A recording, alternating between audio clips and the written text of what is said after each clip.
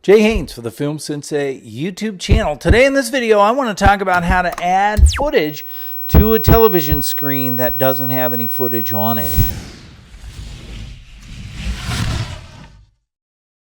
The best way to do that is to use the quad warp effect on your footage and then just pin the corners to each of those.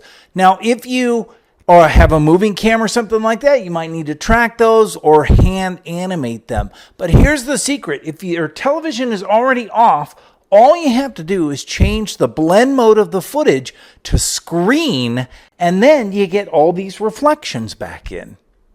I'm Jay Haynes for the Film Sensei YouTube channel, and this has been how to add footage to a television in your shot that isn't there already. If you have any questions, leave them in the comments below.